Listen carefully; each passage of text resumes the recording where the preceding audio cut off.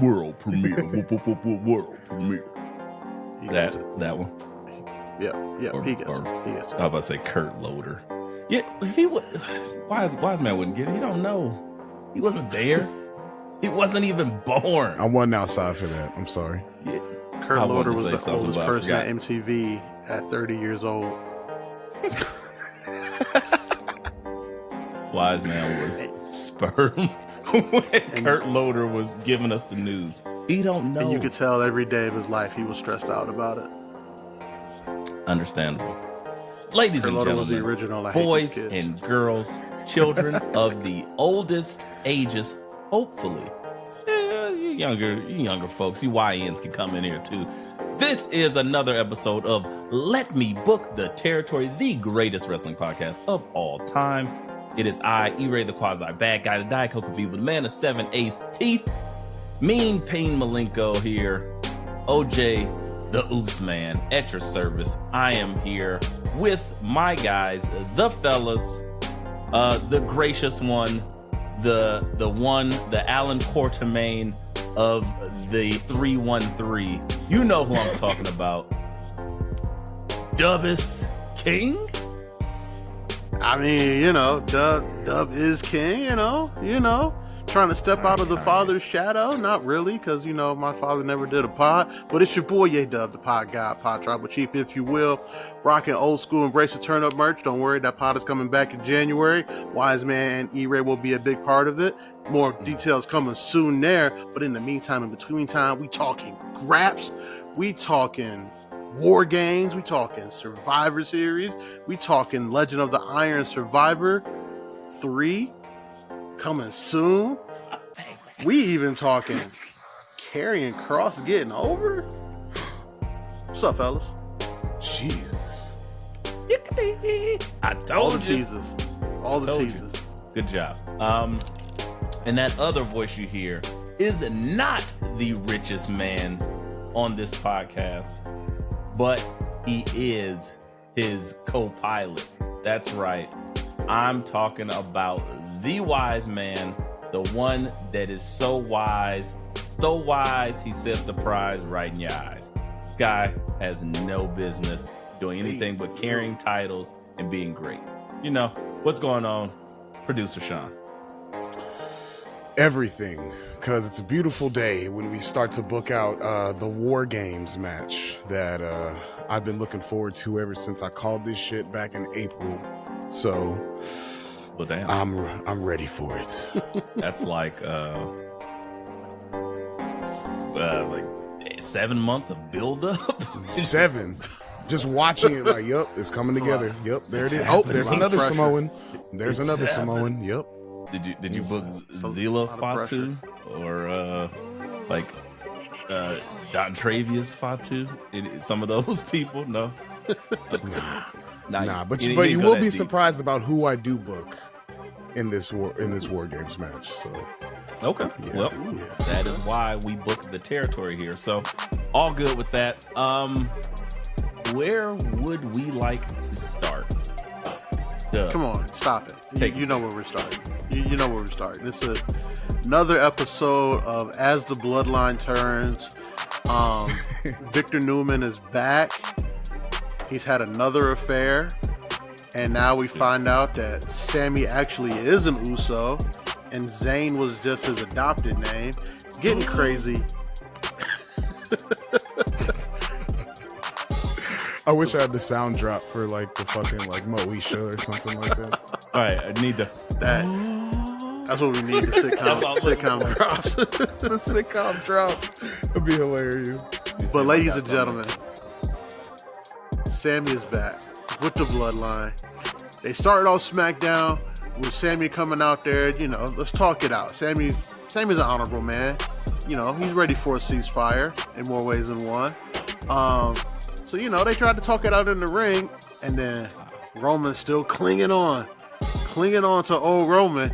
He said, I'm sorry that you even wasted my time with this. He's not family.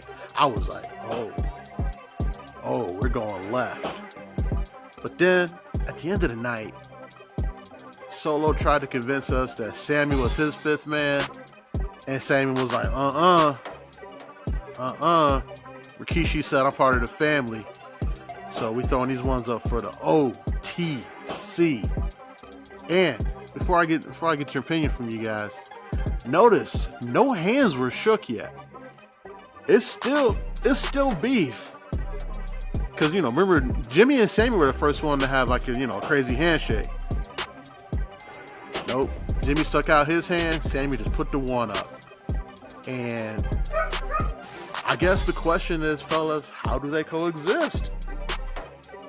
Greatest question in wrestling history. E-Ray had his hand up, so. Oh, that was just my one. I didn't want to shake your Oh, hand. that was your one? Okay. I put up the one. I don't know. How do they coexist?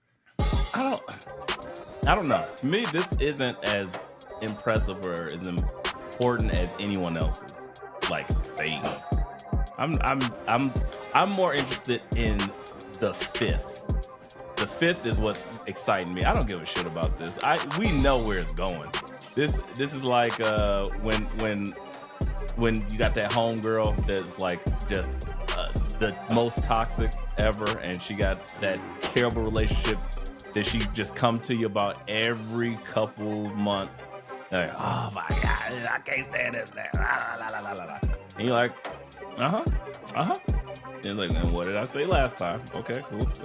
I know what's going to happen. You're gonna say all this, you're gonna do that, and then you're right back together. There in the car, drinking some juice. What up? What's up? I knew you'd be here. This is the same thing. I know where this is going. What I don't know is the fifth members. We know Jay, Jimmy, Roman, and the final Uso. Yeah, Sami Uso. They're together. Got it. But who's the fifth? And for that matter, who's the fifth on Solo side? Because they're both acting like we don't know. And now because they don't know, I don't know. And I don't mind not knowing because I like the surprise. But that's a more interesting thing to me. The bloodline handshakes and all the flippy dippy they could do the Fresh Prince. I don't care. None of that matters to me. Give me the fifth member. And then why is it Hulk Hogan? Oh, God. Oh, disgusting. It was the fifth man all along. Yeah, brother. Terry Uso. Terry Uso. Wise man, would you like to tell E-Ray why it's Hulk Hogan? I'm gonna tell you. I'm gonna tell you. All right, look. Just follow me here, okay? Okay. Solo has already tried to go after Seth Rollins. Seth Rollins has turned him down. Okay? I think they're going to get Bronson Reed as the fifth guy on Team Solo, which will then entice Rollins to team up with OG Bloodline and Roman purely out of hate for trying to throw hands with Bronson Reed. So you're going to go two stories of pure hate into one War Games match. I mean, Bronson is technically Uzi. He's a Pacific Islander. He's close. He's close. He's very Usish. close. He's like Tongan. He's Usish. Yeah, you got blackish, whitish, Usish. Yeah. He's Usish. So his father is Anthony Anderson. I think because they love to stick to the small match cards, you don't have another spot for Bronson and Seth to go again. So why not throw them in the same War Games match? And then you can release those two first or those two last. Either one. They can start it out or they can be the last members.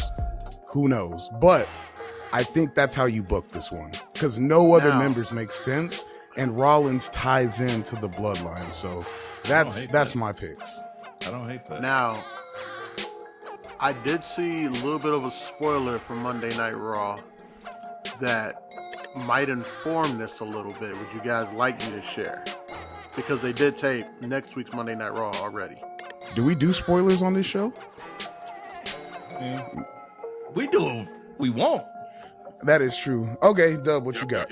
So, what I saw is I saw that Solo helped out Bronson in the main event of this upcoming Raw.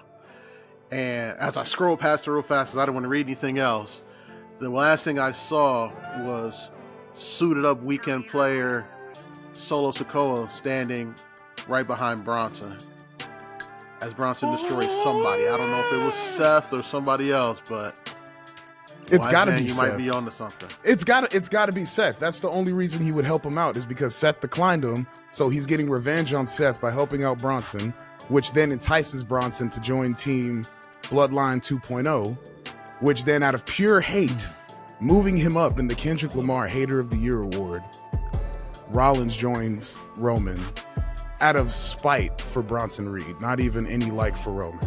He just wants to throw hands with the big guy. I mean, but then, that's right, a better will they, won't they?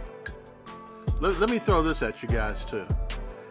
How do they? What if it's not Seth? Even still, when Bronson's just taking his chance to get further into the main event scene. Okay. But Seth is still like, hey Roman, fuck you. Then who do you put in there? That's a great question. And that's the problem. There's no one else that makes sense. Nobody really has had this personal of a relationship with the Bloodline. You can't do KO. You can't do Randy. You can't do any of that shit. All them dudes is gone. The Prophets ain't stepping foot near here. No other babyface makes sense to go on Team Roman. I mean, we can get to that too, but there's another reason why the Prophets will. Yeah, that's a whole different reason. Yeah, but there's no other babyface right now that makes sense to step on Team Roman besides Seth Rollins. That's it. But there are 2 new Samoans signed to WWE that have not made their debut yet. That's not going to happen. That's not going to happen. All right. That's not going to happen. They've waited so meticulously to book out all these Samoans. It's ridiculous. They're not just going to throw some random dude, a couple weeks before War Games into the match. Okay. I mean, I like the idea of it being Seth and Bronson, but I also like the idea of Seth being like, yeah, it's fuck that guy forever. Like, I appreciate a good forever beef. So let me ask then, Dub, if it would. So the way that you're explaining it, excuse me, you got Bronson accepts, but not Rollins.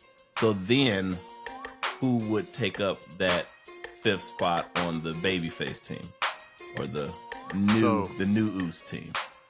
So you're not gonna like it, but I would put Cody in there, and hear me out. I already knew what you was gonna say.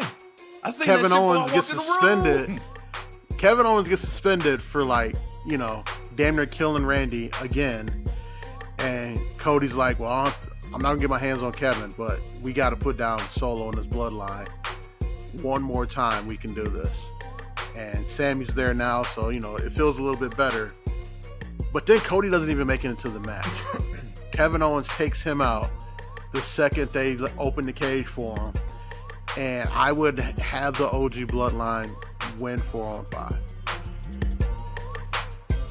because that just solidifies them so much more, and then that makes Rock's comeback even more needed, because Solo can't do it. It has to be the final boss to take down the OTC. That's what I would do. That's what I would do. Okay. And then that way, you get Cody and KO either at Saturday night's main event or at the Rumble, and you can keep cooking that however you cook it. Great concept. Cody's already solidified on air. He's done with Bloodline. He's good. He's beat them all. He's done. He doesn't want to fuck with them no more. Like, keep those two separate. He's been messing with the Bloodline for years. This is it was approaching like Damage Control and Bianca Belair levels of just stop. I'm tired of it. That shit went on for so long, I just got sick of it. Keep Cody away from me. Let's be real, dudes, wise please. man. Once this movie bombs, Cody gonna have to deal with the final boss anyway. I'm telling y'all. We need to get all our friends together and go see this movie. Are we not going to see Red One as a pod? And live streaming from there?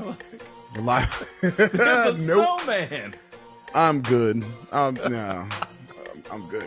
I'll wait for it to stream on Netflix or Is something. that Krampus Claus? He just I just saw a new trailer today. Face?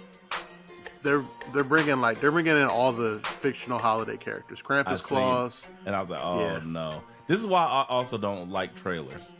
Side note, tangent if you will. I hate trailers because now no one knows how to do a good trailer. There's been one really good trailer recently, and I was like, oh, that was excellent. I'm not watching another trailer for this because I don't want to see anything else. I don't want to know, because that, even though no one's going to go see this Red One movie, the problem is if I did want to see it, now I know, and I'm starting to develop more of a thought process about what this is going to be. Like I was fine just having the notice, oh, it's going to be the buffest Santa there ever was. Okay, thanks, Rock. And then whatever, and I go into it and I'm like, oh, they doing this? That might have made me like it a little bit more. Now they gave that away. Yeah, they give away too much in trailers now. And The Captain America NWO, Brave New World, but it's NWO to me. New World Order. Fantastic trailer. Visually, didn't give away too much, but highlighted some things. I was like, oh, that looks fire. I'm not watching another trailer. I typically do that when movies I specifically love or are excited that might be good.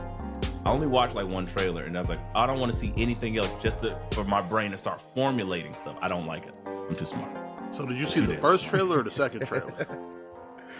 I don't know.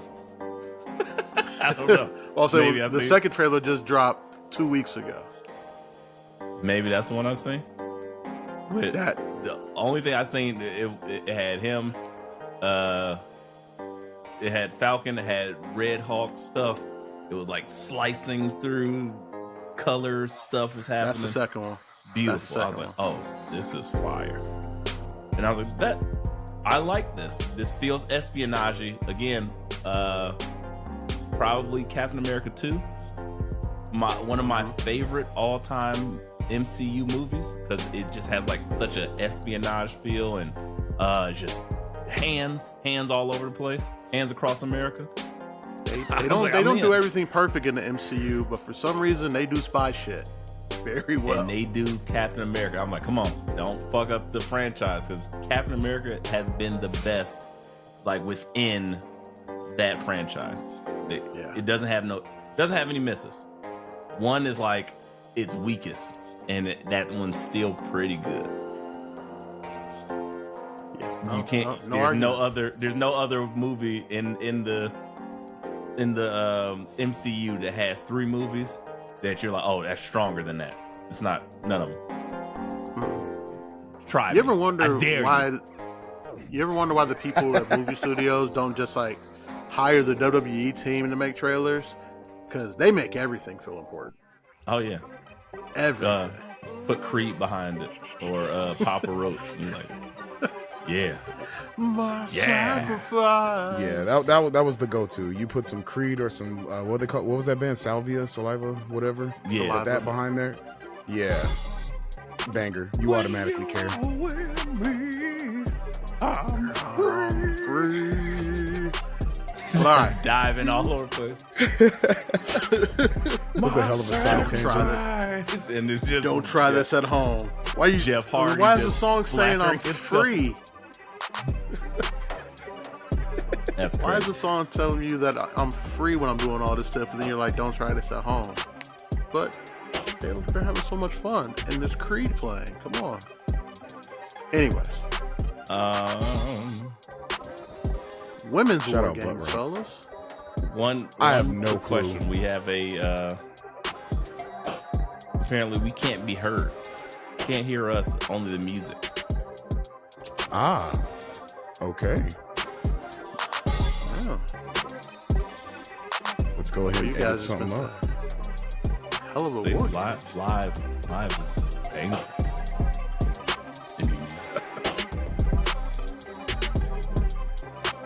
Technical difficulties.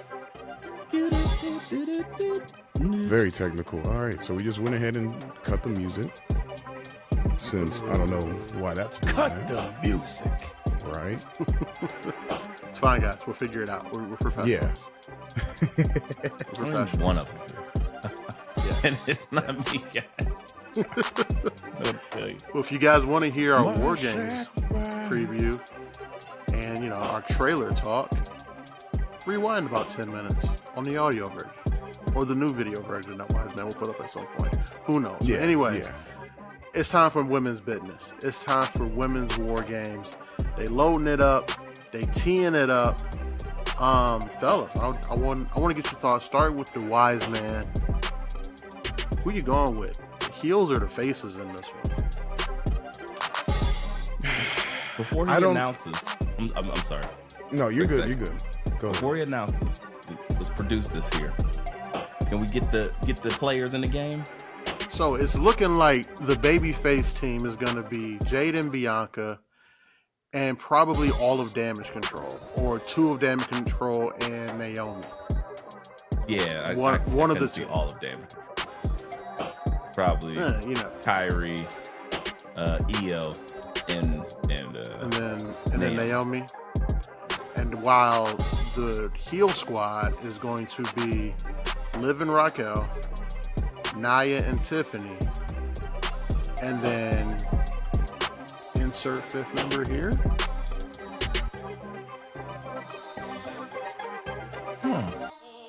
Who would their fifth be? That's the only drawback on this one. We don't know who the fifth would be. This is being built like so trash. I'm not even gonna lie. I mean, yes, but I'm here for it. I like it. I don't need a bloodline for everything. I love that the beef is still beefing between Liv and the they don't even have a tag team name. That's frustrating for me. But yes, Jade and Bianca, strong girls. That's what there's a reason for that too. They're saying that breakup's imminent. Like, Rumble. For sure. Oh, thank God. I am so ready for that. But Rumble, that's still 2 months away. By here like for Rumble, quite I mean like that's when their match is gonna happen. Oh, the breakup's happening probably right after Survivor Series. Okay. If not, That's fair, Survivor but Series. you still can have a name. I don't care. Strong girls. That's what I'm calling them. Strong girls. Black Girl but Magic. Yes. Okay, sure. Strong girl magic. Black strong. Anyway, I'm trying to think who would be a good fifth heel. Like Raquel, big back pose. Okay. Nia and Tiffany, I love. Liv, I like it. Because of course she's been doing everything. That's great. Except wrestling good. I'm trying to think, who has been beefing with Damage Control? What other female heels are there besides like Chelsea Green? I was gonna say that's the only answer. The future Hyper U.S. Women's Niven, Champion Chelsea Green, yeah. But then it would be kind of like the Damage Control thing, like you can only get one of them. Unless you get Chelsea. Well, you wouldn't have Liv sit out. Maybe you have Tiffany sit out. No. Nah, probably not. Okay. No. Yeah, I don't know. That's a weird one. I can't think of what would Chelsea make Green. sense. Because none of the baby faces like Chelsea Green. and you got to do something like to really heat up Chelsea Green because let's be real, she's going to be your first women's U.S. champion. You tell that woman she stank. Everybody's like, oh, you remember when she pulled up? She was like, hey guys, they're like, oh, what's that smell? You don't want Metro Boomin to tell you stank in Atlanta. That's rough. Like, what the hell, guys? Or do you call one of the Metaphor girls? Since this is like really tag team related. The bougie bully would be fire. I am the Meta girls. Creeping up. They are into my heart. My heart. There wasn't no creeping involved with me, brother. I love it. Could you imagine a team Lash Legend, Nia Jax, and Raquel Rodriguez on the same team? I give no cares about Raquel, so I mean, I'm just saying that's a lot of power in one match. Power and Hori. Come on. Come on. I kind of hit that shot. What can I say? Just saying. Who left him open in the corner? Splash. This hasn't had the greatest build by any means, but I don't care. Again, we kind of get it. It's enough. You just slap them in there. It does. Now, this is what my question is. Does it have to be a War Games match? Can it just be a traditional Survivor Series? Since we already have a War Games match, that could work. I would take both, honestly. Like that idea, because I've been wanting traditional Survivor Series matches to come back. So, and that would make either or of the fifth more interesting, because then, like, I don't think we need 2 War Games matches, but you have that War Games match because, yes, it's the fucking bloodline, old versus new, so much blood, just all types of fucking blood-borne pathogen bowl. Yeah, sure, you have that and put that to the side. Then you can just have the women represent the traditional Survivor Series match, and I think that might actually be best. That's what I would want to see, at least, because I think people are craving that. Survivor Series has by far been like the one. I think that's the only of the big five I have not been to ever. And Survivor Series. Yeah. A little humble brag there. It's okay. Wait, hold on. There's a big 5. What happened 4? What's the 5th one? Money in the Bank. That's a big 5 now? It's been that way. Money in the Bank was doing heavy lifting for quite some time. Money in the Bank feels like very important during the summer. Money in the Bank took the spot of Survivor Series in my eyes, because Survivor Series always comes with a lull, and it's like, who the fuck cares about these gang wars, red versus blue shirts? Never did it for me. But there's a whole coast of people who really care about that. I mean, okay, but they got united and they danced on stage. I mean, sometimes you just gotta unite to get a Canadian up out of here. I get it. Wait, sometimes you gotta what? But E-Ray, so I like your idea about a traditional 5-on-5 with the women, because that gives my girl Tiffany a chance to cash in. Could you imagine if Nia's the last person on her team and they gotta like form Voltron to take her down, and then next thing you know she's pinned, and then Tiffany comes back with that briefcase? Come on. And you go looking around and like the crowd will go wild. And I'm down with it. That's why I think there's so many better implications within that. I'm with it. That makes me that outcome would be the we only all know way I'd be Trips not satisfied gonna with that take match, it. unless it's just a banger ass match. But take what? I mean, it could be. Are you saying words? I don't know if he's saying words. He's breaking up real bad. We heard nothing. Where's the dove? I didn't say anything. I didn't say. I'm shadow talking. You got it, Dub. Well, apparently Trips won't let it happen. Well, what will he let happen? It's got to be something else. I don't know what it is. Dub's dead. We killed him. Sometimes you gotta pop up and kill Dubs or something of that nature. Well, he popped out and showed members because he is gone. He will probably be back here in a couple seconds. It's okay. Or not. Sometimes you gotta murder. Oh my god. For the Penguin fans in the room, Nia Jax does Tiffany like Oz did Victor. Oh, it makes me sad. You know, that's the thing about family, Tiffany. Oh, that's fucked up. Oh, that's a real heel turn. If you have Nia Jax commit just a homicide right on our TV for Survivor Series. And I'd be totally with it because half the time she'd be dropping her whole ass body weight on somebody's chest. I'm just like, that looks like death anyway.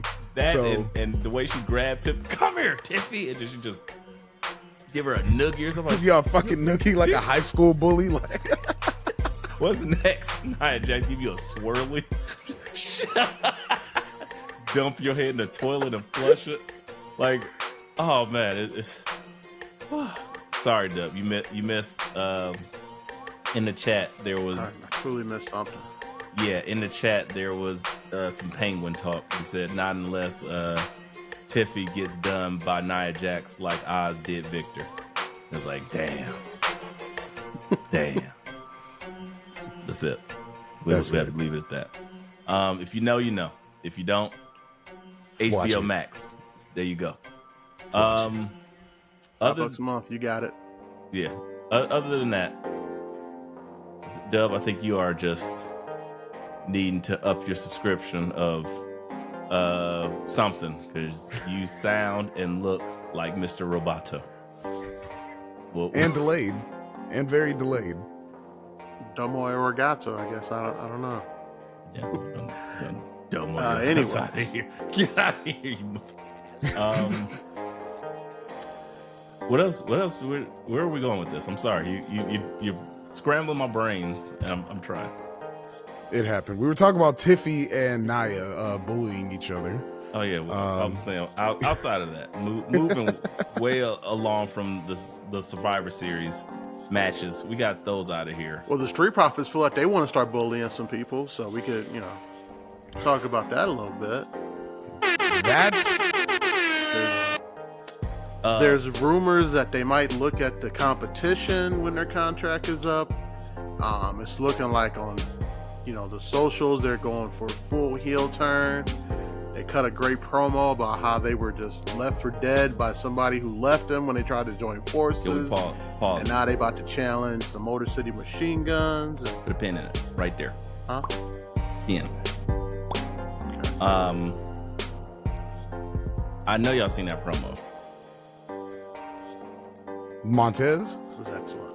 Yeah, I absolutely. had to send it. I had to run that back. Send that to the group chat. Yeah, absolutely. Take that and rewind it back. Montez. Listen.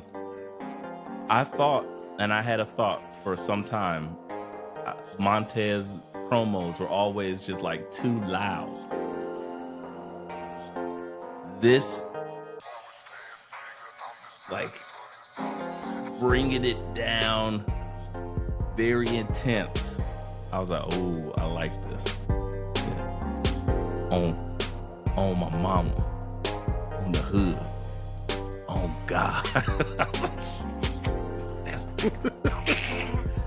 woo! I got so excited. I was like, yo, he going crazy. Crazy. I'm with it. I'll tell you that now. Love it.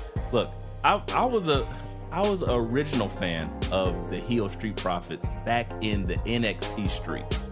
Like before they were like almost rest in peace Chad Gaspard, but they were Crime Time 2.0 when they first started.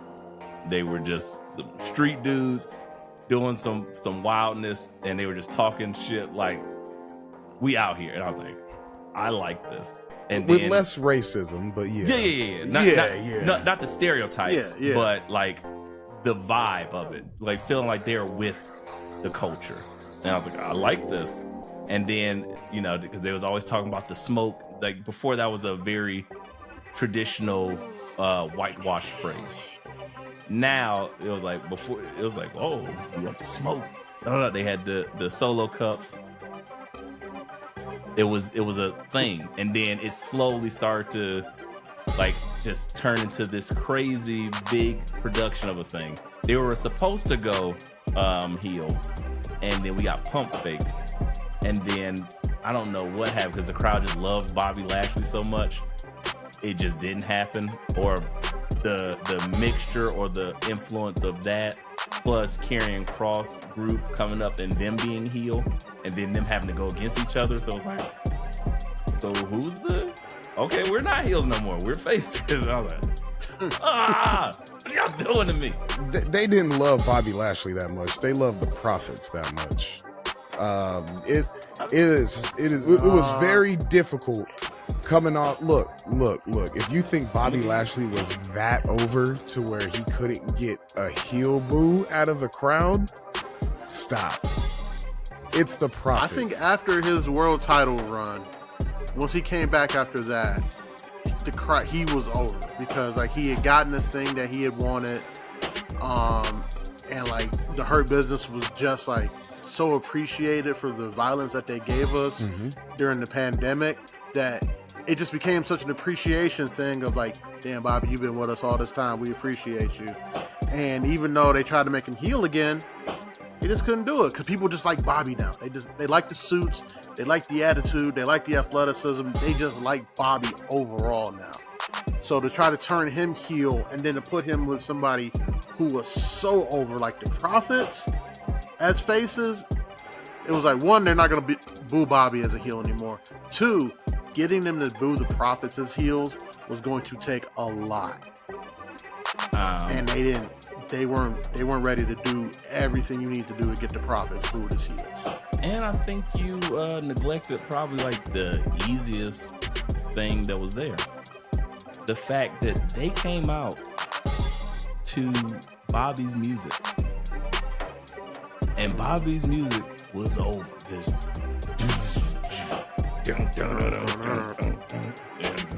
all that shit. That was sometimes the crowd just have some fun with your shit. They like it.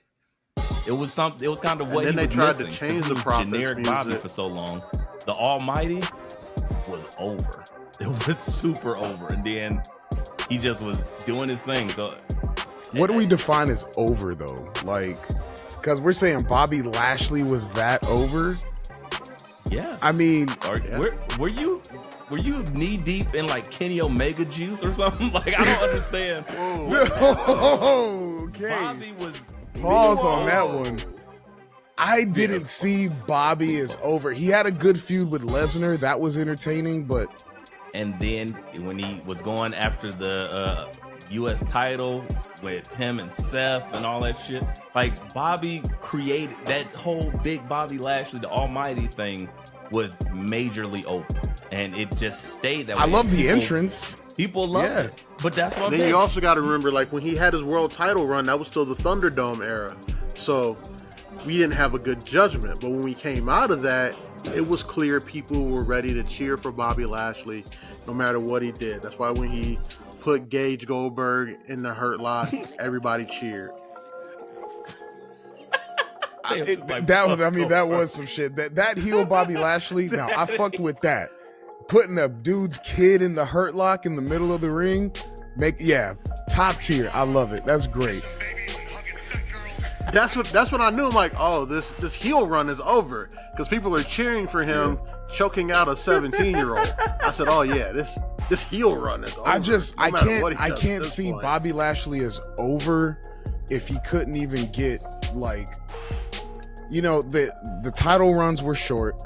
I can't name one great match or something that came out of it. I don't like that metric. I can name moments. I don't like that metric. I get it. Nothing I get about it. the title run was memorable, in my opinion. I mean, he didn't even beat Lesnar to get the damn title the first time. He had to have Roman help him out and do the whole, shot with the title belt and all that shit. And I think that was the Thunderdome era as well. So I don't know. It wasn't memorable to me. I don't remember a match from it. The most memorable thing was putting some dude's son in a hurt lock. That was really it. He also got speared and his thing broke, his chamber broke, and he had to just get ushered out of the match. There was Didn't even get in the match. There's a lot of random things. Again, bad booking aside, people still were excited. That's my only judgment. It's not about the matches. It's not about the title reign. It's literally just about people's excitement for the character. And the people's excitement when Bobby Lashley came out and you see the storm clouds and fucking Greek god Zeus lightning coming out before the final boss. They're like, oh shit, gladiator time. Doom, doom, doom, doom. And he just sitting there like, doom, doom, doom. I was like, oh, I'm getting excited just thinking about it. It was a great, I agree with that. It was great. It's over. That's it. That's it. That's what over is? Sometimes great you only entrance. need one thing to be over. Great entrance that can get you over. Would you say the Miz is over? Hey, listen, the Miz has been over. I can't name you any. The Miz has Bobby been over, Roode absolutely. Matches. Okay, and do you remember him having particularly great matches? No, I remember him main eventing Manias and cutting great promos and putting on great stories. You said Mania's plural. Hold on, he only main evented. Main evented multiple times. Main evented Mania once. Mm-hmm. Good matches with Cena. He cut great promos. He had great stories. He had great character work. But did that put him over? Did what specifically put him over? Well, that's what I'm saying. Any of him beating Cena, that put him over. Yes, absolutely. Put him over in the literal sense, but I disagree. Not him being over. The character being, again, I think over is like literally just the definition of the people really fucking with you, whether they love you or they love to hate you. One or the other. And they love to hate The Miz. Absolutely. Yes. He was over. That put him over. But that's what I'm saying. I don't think it was beating John Cena that did that. People like, I don't know. It was just, he had a phrase, he had a catchphrase, and he had like the things. And because it doesn't have anything to do, his title reign wasn't that long. Like, it has things to do, like, again, it can be an entrance. It can be like your build, your stature, or whatever. Like, it doesn't really matter what it is. Just the fact that it is. So the fact that it exists, that's what I'm saying about Bobby Lashley. If it was just the entrance and him spearing the shit out of people, that was it. It worked. Because I remember a point in time when Bobby Lashley was coming out, and remember somebody did a "This Is Your Life," and it was like his sister and it was Sami Zayn. That was Sami Zayn, and they had the reboot of This Is Your Life. Matt Caster playing his sister. His sister, Matt Caster was one of the sisters. Yep. I remember not being excited about Bobby Lashley, and I was like, "Oh, Bobby Lashley's back." I rolled my eyes. I remember the feeling like, "Oh, here we go." But when they started doing something different with the Hurt Business, when they start beating up people, when they were putting on matches every week, I was like, okay, I like this, but still kind of bland. But when he became the Almighty, I was like, I like this. Also, when him and what may be imminent to happen in AEW with what's our guy, the Man of the Hour. Leo Rush? Oh. Yes, Leo Rush was my man, Bobby Lashley. That was another moment where he was getting Bobby Lashley over just by being like ridiculously obnoxious, and it was so fun between the chemistry between them two. So there's been points where Bobby Lashley is over, but the Almighty has been far more over than anything else he's done in his career. If it's just, was it just the music? I don't know. Maybe. But that's how, like, my barometer, I am the man of the people. I know, well, I was like, oh yeah. When you can feel the tide turning on somebody, I'm usually the one to take it. I'm like, oh, I kind of like these people now. It's like, oh shit, it's working on me. I'm the people. I'm a Mark. They got me. Mark Calloway. I mean, look at Bobby Roode. I mean, did Bobby Roode have great matches? throughout his run. Ooh, hold on. Bad, Okay, but none of hold them on. were great. Bobby Roode was over in TNA, and that solidified him for his WWE run. What? I knew E-Ray was going to lose it. I knew it. Look, no, for anybody who watched anything outside of WWE, Bobby Roode was already made in TNA by wrestling fans. You knew Bobby Roode could wrestle. And then when he got that glorious gimmick, oh, beautiful. Absolutely. Yes. That's what got him over. Yes. It was, That's he what was got him not over. solidified by any means. It was, the yeah, it was. WWE crowd. When you heard Glorious, you're like, Yeah, because like by that argument, Eric Young should have been way more successful in NXT too. Any nigga that loved TNA that saw Eric Young come out somewhere else, they would have loved it. Absolutely. But all someone who eight- doesn't all know eight Eric Young Young, get over? yes. You got it. Did Eric Young get That's over? not over. fuck no. In WWE, he barely did anything. No. That's my point. Like it, So you're it not takes solidified. a little bit more. You know who was solidified? AJ Styles. That's it. Yeah. That's it. There's been nobody else that came in with like butt naked, butt booty naked gimmick. Nothing great. And then just be like, I'm solidified, nigga, I'm here. And people was like, yeah! AJ Styles. That was it. Cody? I mean, look at LA Knight. No. Cody? Look at LA Knight. Not LA Knight really. showed up from his Not TNA not run. not Cody, really? Not Cody? No, because Cody was already known. Cody's the prodigal son. It's a little coming more home. complex, Come on, stop I would it. say. Yeah. AJ Okay, I'll Styles let that- never entered a WWE ring ever. Came into the Rumble and people was like, the phenomenal one.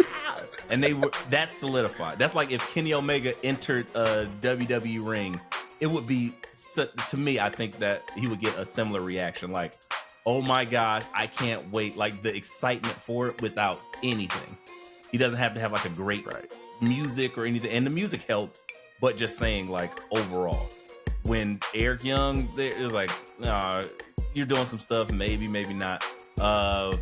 Sean Spears was like, well, okay. And then he came back, it was like, Well, what would you say about your boy All Ego? Came in, same gimmick, same attitude, slingshotted to a title.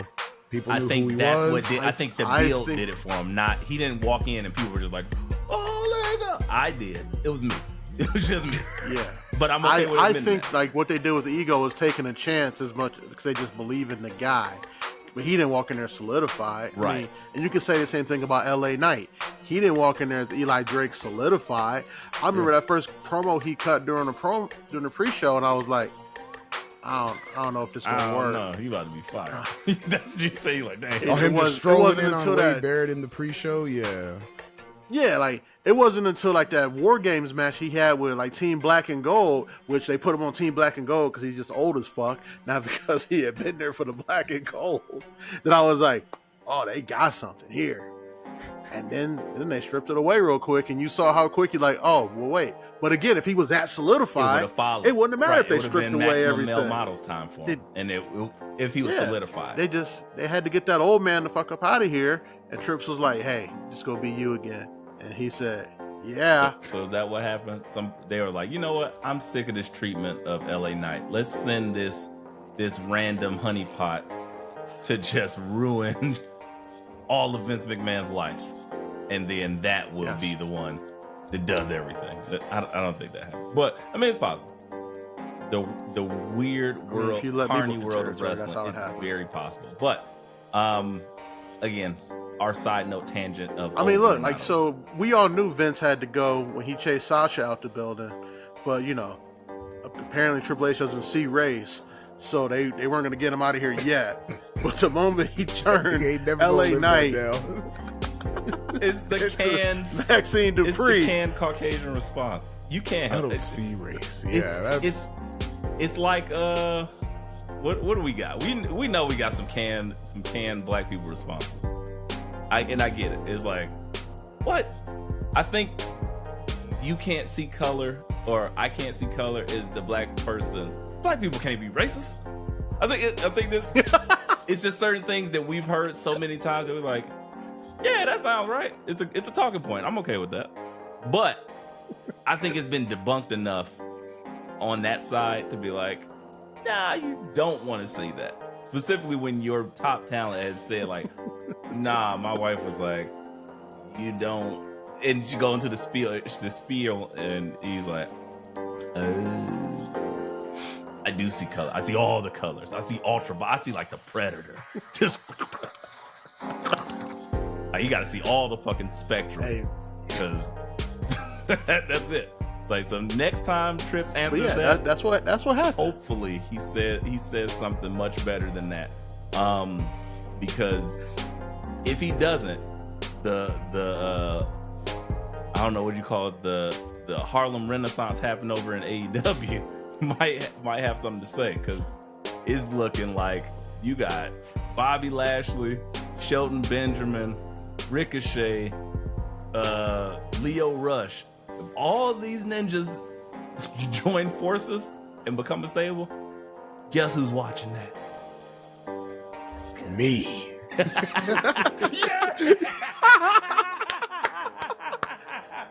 I don't know what his fucking computer be doing, bro. Where does this nigga get pyro from? This nigga got his own pyro. That's insane. For anybody who is not watching this, fuck that. Turn this up, or no, keep it playing, but go to YouTube and then watch what happens in that moment. I gave myself the double thumbs, and fucking Saudi Arabia level pyro just went off into my background, blew up my family. Did you put up like the spirit of BA in your laptop and it's just putting you over? That was the BA moment of the week. E-Ray gets his own pyro. BA, fucking put yourself over moment of the week. Oh my god, I'm in tears. That was amazing. Gives himself his own pyro. That's nuts. I don't know how I did that, but thank you. It was amazing. I'll take it. Oh man. Speaking. So what were we talking about? We were talking about a black coalition getting together in AEW, and not seeing race and things. Is that like enough to shift your interest a little bit? My interest has already been shifted into AEW. That's what I said. We know you. I'm impartial. I'm impartial. Yeah, you just swimming in Kenny Omega. Oh, I love this. Whoa, it's getting crazy. That's the second drop. Yeah, pause. Okay, pause on those. Because he's the cleaner, right? Come on, guys, grow up. God. Jesus. Yeah, but let me say some shit like that. You're gonna be, hey, yo, every time. Nah, don't do that. Don't do that. Oh man. What was the question?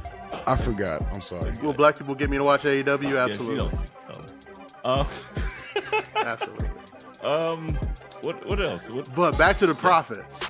The Profits are. Damn, they're making it known that. Oh, that was. This heel turn is coming, and they challenged the Motor City Machine Guns for those tag titles. And because they went about it the right way, went to Nick Aldis. Apparently, DIY isn't going to get the title shot because they thought they could just talk their way into it. And Ciampa's like, "See, this is what I'm talking about." And now Ciampa's frustration is going to lead him to try to kill Johnny again. And we're here with that.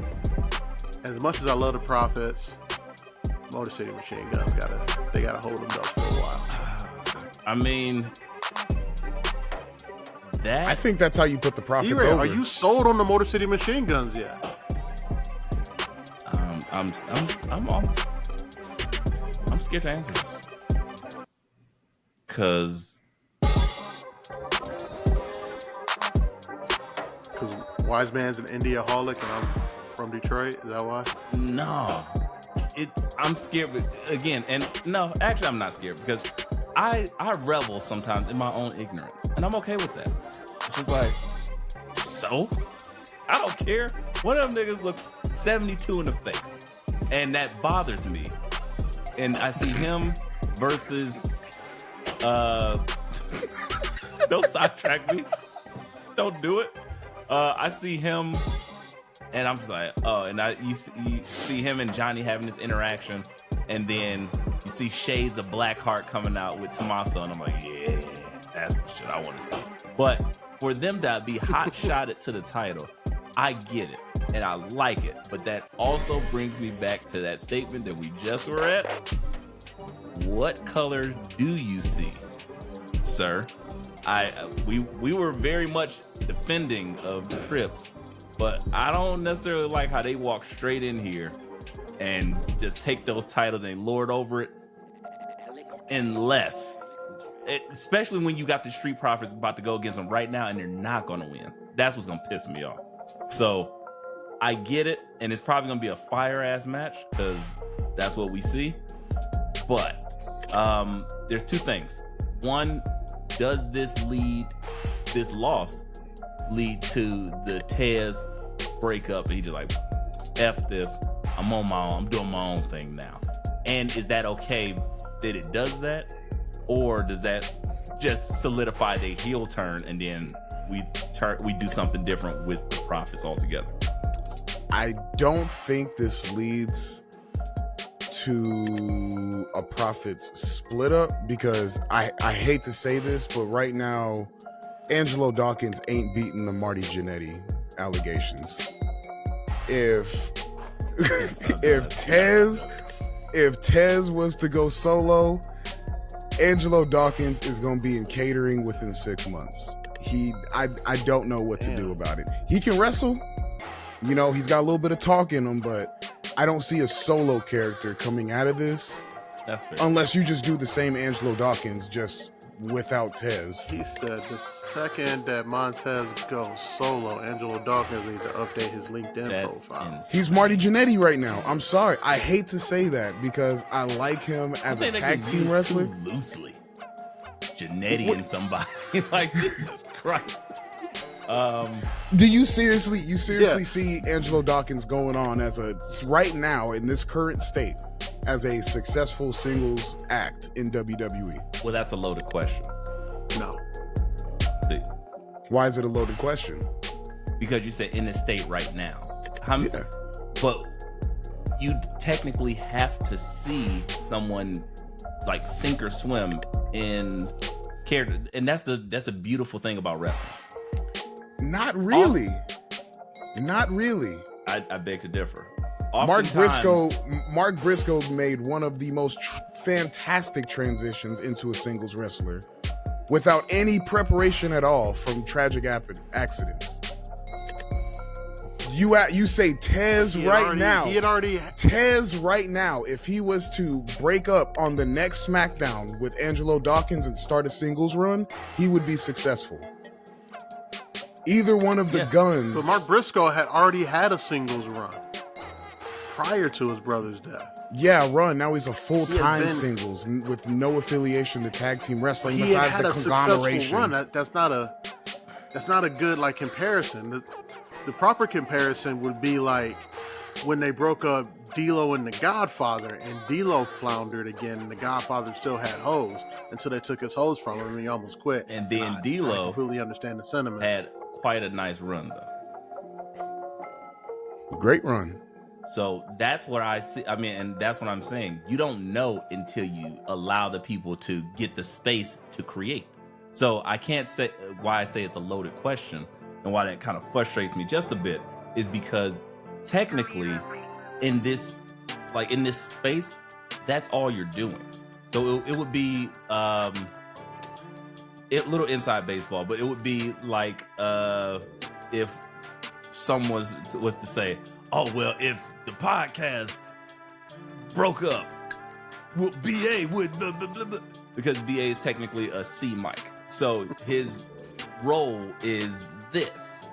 But so they may not see what he could fully expand to do if maybe you don't listen to the other show, blah, blah, blah, etc. so forth. I feel like that's very much the same thing because that's his job. His job is to be the complementary to Tez. But if he had to figure out his own character and do something, things would change. But I don't know what it would be and if it would go good or if it would go bad, how long he would have, what type of leash he would have. But I've seen plenty of people switch 5 different characters until something worked. Like, let's not get it twisted. Seth Rollins was floundering as a babyface for years. But then he had the space to continue to grow and develop and do all these things. Did you like the minister of Seth Rollins yanking out people's eye sockets? It's weird. You talking about like the Messiah gimmick and all of Yes. that? That was a bit weird. Yeah, that was a bit weird. And it was not over.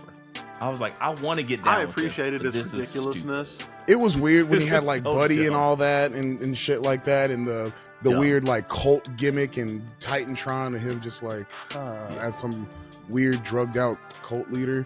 Yeah, weird. I mean, Over? No. nah, I wouldn't say it was over. At all. Not even a little bit. But that's what I mean. You got to give it the space to do its thing. Because again, sometimes people who haven't had the chance to do something, they need to develop. They need to think about, okay, what would my gimmick be? Might even need to get let go, released, and then go work your gimmick. Because nobody would have seen what Zack Ryder, would have done, Matt Cardona. But then he got released and then figured it out. So again, there's so much to that I can't just be like, oh yeah, he's gonna the genetic. Like it's too easy for me. And that just bothers me. I'm like, oh, you gotta, from a creative standpoint, you have to allow people to actually flex some of their creative muscle. And now that Vince isn't here, maybe we could actually get something that would be interesting versus him just looking at him like, oh yeah, hold this 40 ounce. Angelo Dawkins, the Chavo. I can see that. Hmm? I can see that. Yeah, I was thinking that might be a more apt comparison. I don't fight that nearly as hard because I was like, Chavo has his fans, and Chavo lasted quite some time and reinvented himself in several different manners. So I think that could be something like, because there's something with Dawkins. People like him. I like him. Absolutely. He's been around for some time. He's just not as uber charismatic as Tez has shown to be. Because Tez just has a star quality. But you can tell people like him for how long he was around before Montez signed. that's I'll tell you, the stuff he was trying to NXT before Montez got there he was not LeBron. working. He had the 2 headbands on. I remember. And he's gotten himself in much better shape. He's been added some moves to the repertoire. He's kind of got a little bit of high flying juice to him. There are, like I said, maybe I'm the homer. Maybe he just has a space in my heart, but I fucks with it. But I would love to see this whole team go heel and see what they can do and let it kind of grow and develop some more.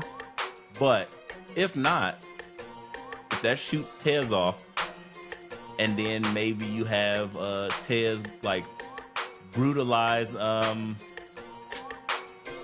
don't know, maybe Kofi Kingston, and then Xavier Woods gets to be free, and then he does because he doesn't help him, or something like that, or anything like. Because again, we're doing a lot of ultimate edging here with both of these teams.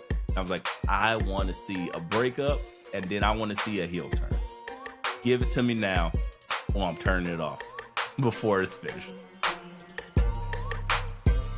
Maybe it's just me. I think we'll probably see the Profits break up before the New Day. That's crazy. When the New Day is openly beefing for the last 2 months, and they just like I don't see them I can't see the New Day breaking up, especially 10-year anniversary coming up. That would be like some of the saddest shit for them to break up on the 10-year anniversary. The anniversary was on my birthday. It was November 3rd. Oh, it was? Yeah. It's over. I thought they had a whole episode dedicated to it. Oh, that's when it needs to happen. They do. That's exactly. Yeah, there's content coming up around. Yeah, I'm about to say they got a whole episode something like planned for that shit. Yeah, they're supposed to do something like Live in Ring, and then Big E's supposed to be there too. And the rumor is that either he's going to tell us he's coming back, or he's going to tell us he's never coming back. And then that's when Let's do it. Kendo Stick to the Back beats the shit out of Xavier or Kofi. Either one. I don't care. I just need one of them heel, and I need Xavier Woods free to go pursue things. I need him to win his first title. Xavier Woods is an underutilized talent. He looks like $1 million every day. We like, why is this nigga so jacked? This is the most jacked nerd I've ever seen. And he puts on great singles matches. I love Xavier Woods singles matches. Just like when he was going after the Intercontinental title, King of the Ring run. Just like when he all was going great after the U.S. matches. title, campaigning for it, King of the Ring. again, underutilized. Not, I don't mind anything. I love the New Day. I love everything they've done for the longest. But now, if you're gonna break them up, just stop, like, pussyfooting around. Pardon my language. So here we go. Here we go. Like Nike. The Profits lose, get moved to Raw in a swap for the New Day. That's when the turn happens, and Woods is the person to take that U.S. title off of LA Knight as they move LA Knight up the card. I love it. Give it to me. Right into my veins. And in that way, the Profits can go heel on an entirely new show with completely new competition. And not have, and maybe win the titles. Because then they ain't got to worry about the Murder City Machine Guns. Because they're just getting all the love. It's the Motor City Machine Guns, man. I'm sorry. They go heel on the Motor City Machine Guns. And the Motor City Machine Guns are chasing, you already know what the end game is. You just got it. Come on, man. Motor City Machine Guns. Come on. One of the best tag teams in the last 30 years. Sure. I mean, honestly, at this point, he's been wrestling for 35 years in the face. At this point, I think Motor City has to put over. Hey man, when you wrestle for $35 checks, it ages you. You're right. That's it. They've been through it. You got it. I got nothing else. I got nothing but love for y'all. Moving along here. This is something near and dear to your heart, Dub. It feels like you've been like excited about this for 7 years. Hater Finn is back. Talk to me about this. I was getting close to like, all right, this Judgment Day, this new Judgment Day is kind of like, yeah, because the Revenge Tour is over. Dominic's finally beat his dad in the match. God knows where his dad is. Trying to figure out how to fail up like Dragon Lee does every single week. Big Fat Pose does nothing for anybody. And I'm like, and Finn and JD have not defended those tag team titles in what feels like forever. They've been on the fucking indies. Oh yeah, that too. But they were sitting back there, and they were just talking, and then Finn was just quiet, and he's like, "But yeah, what about the world title? Now Damien got another shot at it. You supposed to handle that, wasn't you, Dom?" And Dom's like, "It ain't my fault." He's like, "But I came way closer to it than you ever did." And then you saw Hater Finn go full 7 years, get in his face. I was like, "Oh, I need it. I just want the Judgment Day to exist for like the next 7 years, and Finn Balor just completely destroying it every year or two because he's a hater." What sense does that make? Why would I join a group that I know is going to get destroyed? It doesn't make any sense. It just doesn't make any sense. But Hater Finn is one of the greatest things in the world. And then I forget who they send off to make the match of. Dom goes to make the match of like Carlito and him against whoever the contenders are, the War Raiders, for Finn and JD's title. And Liv's like, "See, happy family." And Finn's like, "Fuck that nigga." I heard him say it. Word for word. I heard him say it. Post caption. Word for word, bar for bar. Yeah, but I don't know, guys. Maybe it's just me. I'm just a huge fan of Hater Finn because he's just such a good hater. And he's a person who should be hated on because he hasn't ate a carb in 35 years. He has, the abs of, bodybuilders, and he's like 86 years old. This is all true. And still one of the best wrestlers walking planet Earth today. He gets custom Jordan 1s every time he comes out. He reps Great Street, and no one's ever G-checked him on it. Finn Balor is older than LeBron James. That is true. That is a fact. The strangest stat there he is. It's like Finn Balor is older than LeBron fucking James. It doesn't sound right, but it's true. Yeah, and we are entering that time of the year where we're closing out. We're gonna have the bookies, and we need to officially sum up who is the 2024 Kendrick Lamar Hater of the Year. And wait, do we? I mean, there was a I thought the competition was for second place at this point. We've been vacant for like, because this is the only award where it's gonna have like a top 5, like the BCS ratings, okay. essentially. If we got a top 5, we might let it flourish because I don't know. It feels like some new contenders are rising. It's kind of like when you play Street Fighter and then suddenly somebody putting that quarter. A new challenger has arrived. Like, oh shit! There's challengers. There's challengers, but I don't think they're going to get as close as our top 3 to 5. Our top 3 to 5 have displayed immense hate. In just, I mean, to me, number 1 is solidified, but 2 through 5. Who was number 1 for you solidified? You know, it's still Drew McIntyre. Come on. Okay. Come on. Who would be your number 2? I prayed for this and it happened. Drew fucking McIntyre. The award was going to be named after him until Kendrick put out Not Like Us. I mean, number two got to be Finn right now. You're crazy. He sat around for a whole year. Number 2 is Hangman Adam on Damien. Page. You burned down this man's childhood home. You know. Okay. No, Hangman Adam Page. You powerbombed this man on a cinder block. That's fair. I'm. That's fair. My vote can be swayed.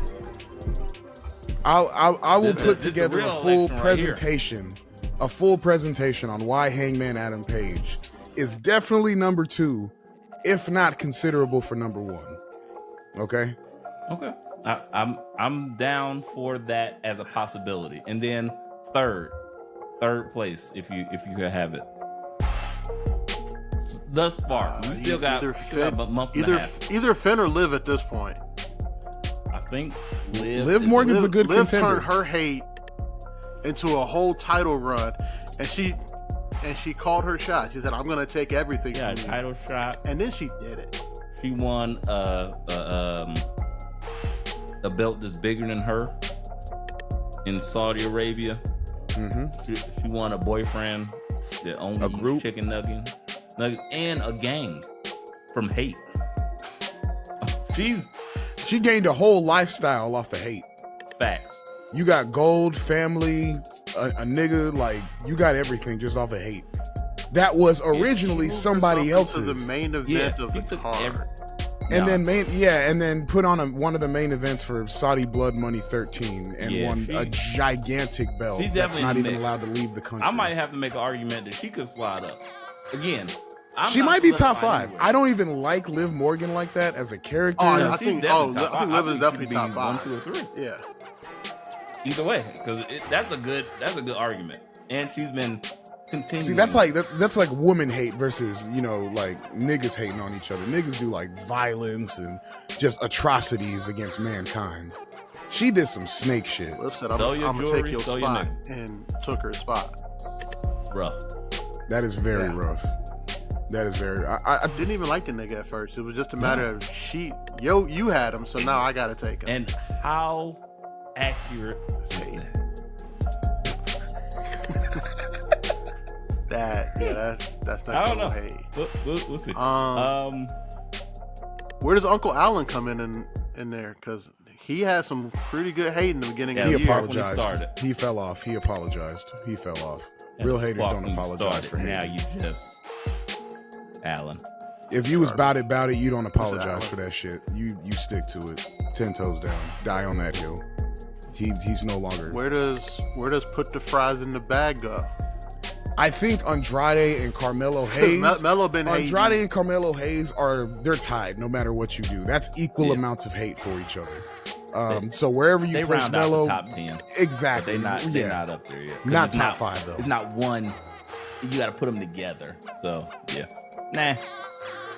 I don't. Well, you got to remember, Melo started the year by hating on Trick.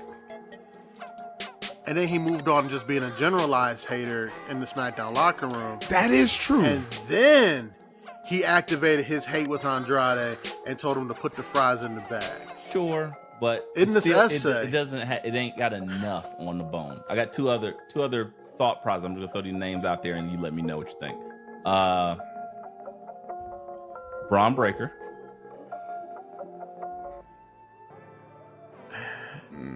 Really? I don't get a hate vibe from him. I get more of a you're a tiny bitch, Just and an I want to asshole. prove that right. Like That's hate. Nick, I don't know. got the I whole don't crowd know because yeeting hate with is me, and you just- personal. Hate is personal. Like I hate you. This is more of I'm the real nigga here, and I need to prove I that to just hate. myself.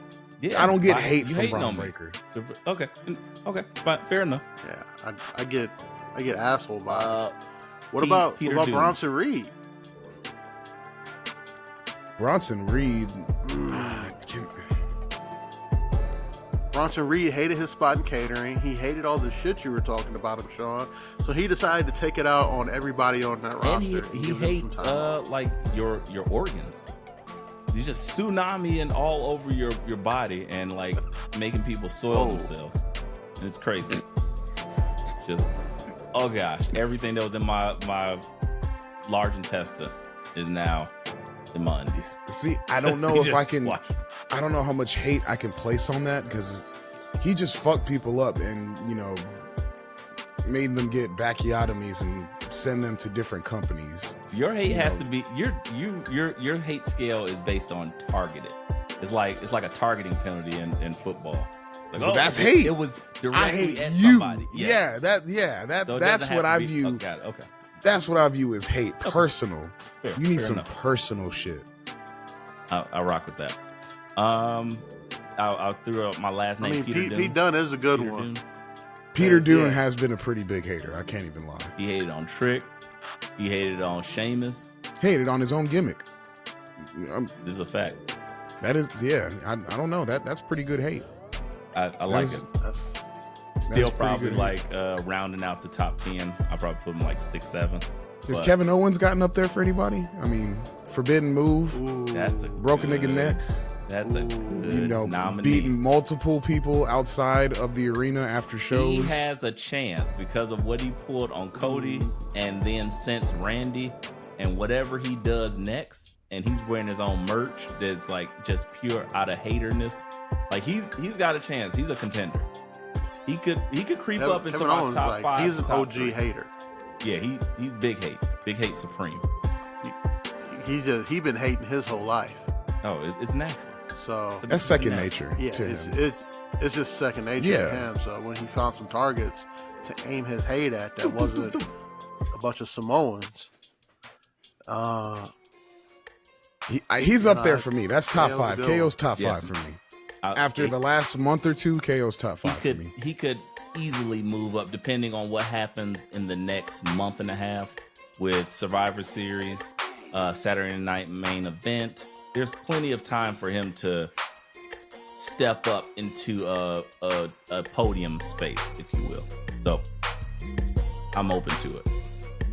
What I'm not open to is the Wyatts getting their ass whipped.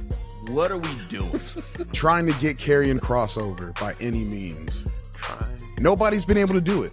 Nobody has been able to do it.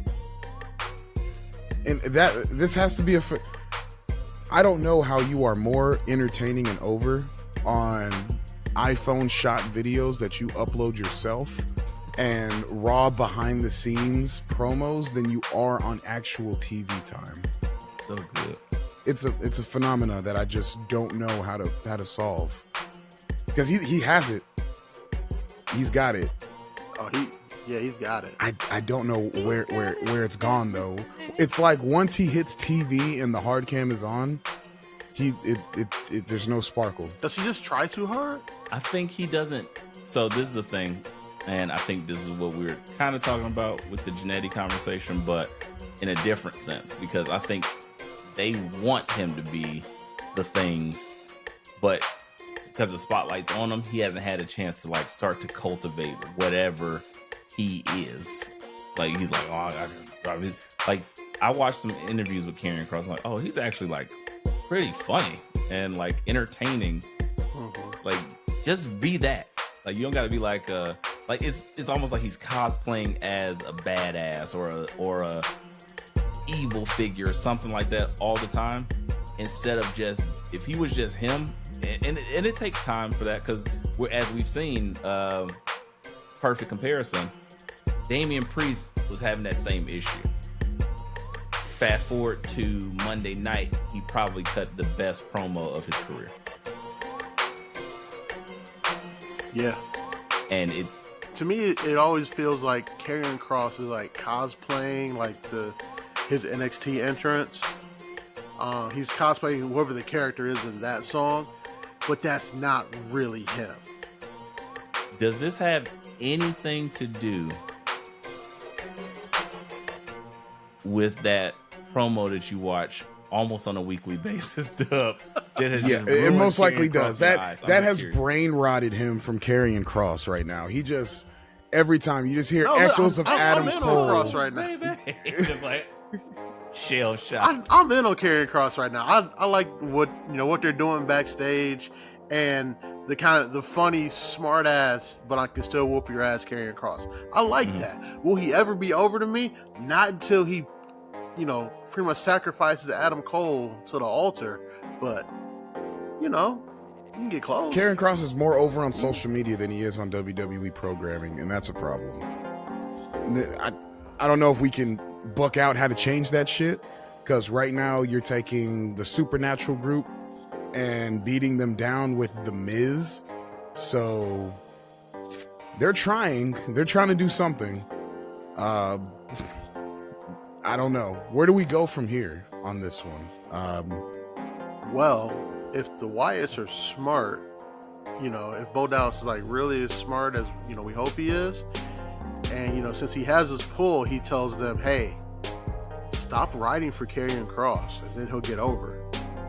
And then they'll magically get over in this feud, because you have to know, if you're the person that helps Karrion Kross get over, the dividends, world title runs, the golden ticket, the of best the merch. WWE. Hey, Uncle Howdy will pin Cody Rhodes if he gets Karrion Kross over. That's what I'm saying.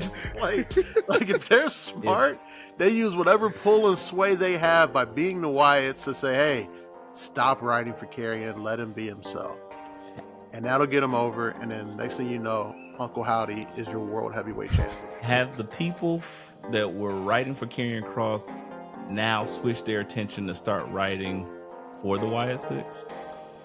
No, because the Wyatt Six writing is a ton better. And if these are the same people, then something is wrong tremendously. I'm sorry. Is the Wyatt Six writing better than the Final Testament writing? No, than Karrion Kross. Just Karrion Kross. That's basically Final Testament writing. What else? What has AOP done?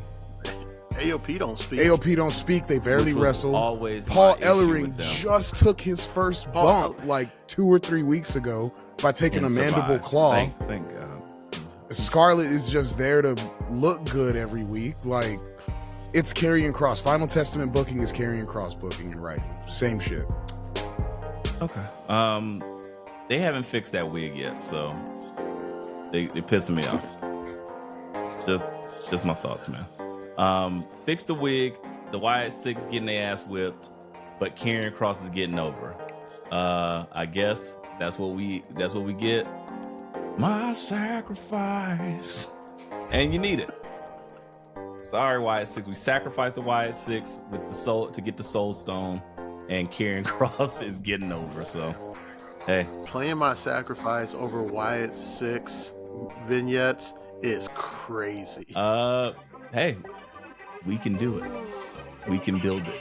Video Make it of hilarious. Dexter Loomis just sitting back there, and there's blood everywhere, and my sacrifice. And him just laughing in the ropes. What, half the staff? Yeah, we'll talk. This might be something that we need to cook up in the near future. Outside of that, anything else that we need to touch on? I know we got a few things. Where do we want to go from here? Do we want to talk about who you guys think should be the first ever Women's United States Champion? Me Chin. Conversation over. Ooh, Well done. Somebody has a fetish. You damn straight, brother. Yeah.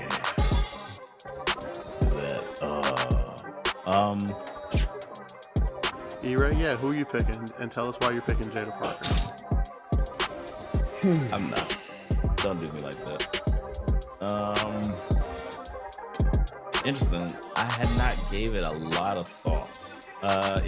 Tell me, okay, set this up for me, and then we will go with it.